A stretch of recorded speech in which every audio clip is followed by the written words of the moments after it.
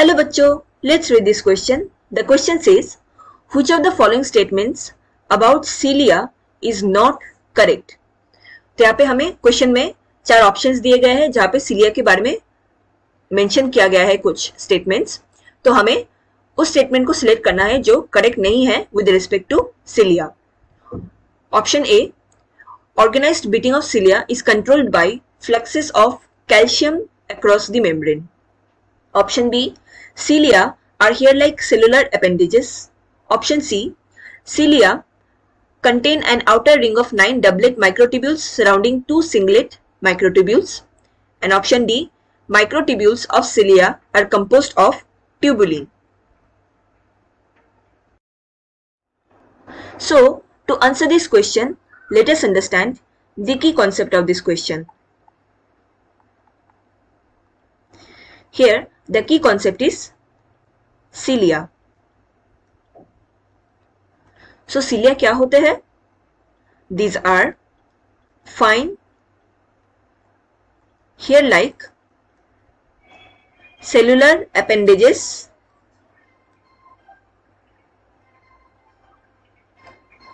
इनको extension of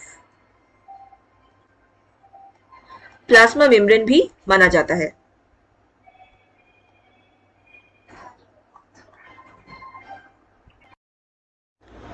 cilia का main function क्या होता है? इट इज इन मोटिलिटी और movement of cell.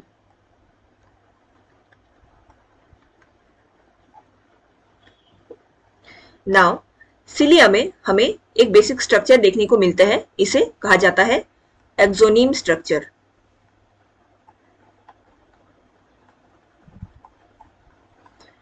Axoneme structure में हमें टोटल 11 माइक्रोट्यूब्यूल्स देखने को मिलते हैं,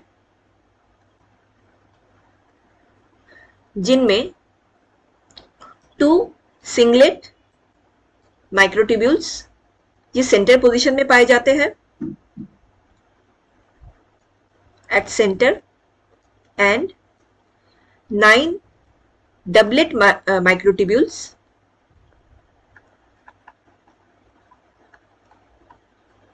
ये पेरिफेरी या पेरिफेरल रीजन में as a ring like formation पाया जाता है सराउंडिंग द 2 सिंगलेट्स.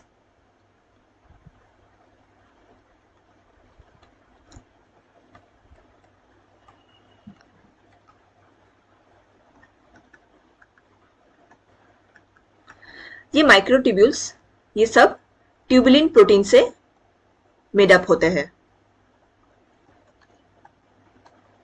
सो अगर हम इसका एक स्ट्रक्चर देखें तो सेंटर पोजीशन में हमें 2 सिंगलेट माइक्रोट्यूब्यूल प्रेजेंट देखने को मिलेंगे एंड इनके बीच एक ब्रिज फॉर्मेशन रहता है एंड सेंट्रल शीथ इनको एक सॉर्ट ऑफ शीथ प्रोवाइड करते हैं. 2 सेंट्रल शीथ प्रेजेंट होते हैं एंड इनके चारों ओर 9 डबलेट माइक्रोट्यूब्यूल्स प्रेजेंट होते हैं. मतलब ऐसे डबलेट फॉर्म में 9 माइक्रोट्यूब्यूल प्रेजेंट होंगे.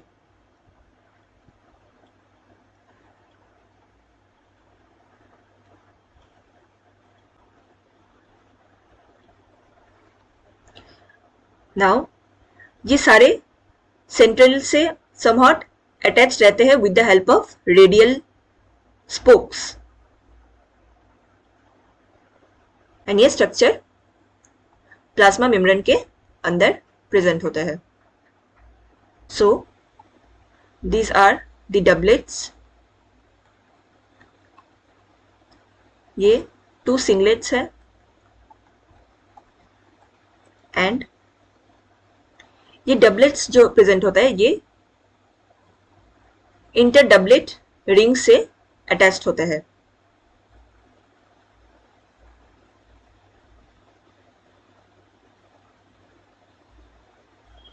These are interdoublet rings और ब्रिज. इनको लिंकर भी कहा जाता है.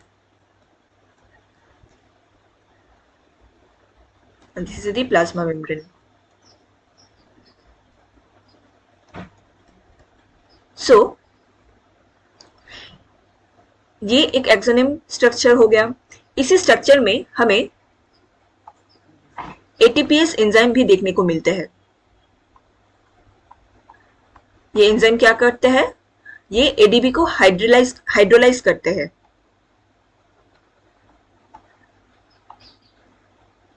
एंड इसको कन्वर्ट करते हैं एटीपी में।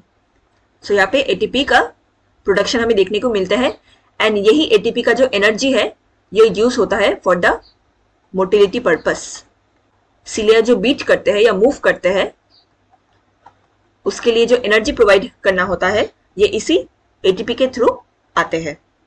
सो now if we check the statements again, statement A में कहा गया है organised beating of cilia is controlled by fluxes of calcium across the membrane. ये स्टेटमेंट इनकरेक्ट है।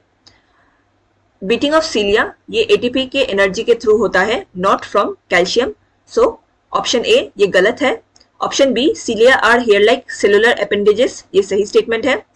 Option C cilia contain an outer ring of 9 doublet microtubules surrounding 2 singlet microtubules, ये भी सही statement है। And option D microtubules of cilia are composed of tubulin protein, ये भी सही statement है। सो हमारा इनकरेक्ट स्टेटमेंट होगा option A, organized beating of cilia is controlled by fluxes of calcium across the membrane. I hope you understood it well. Best of luck.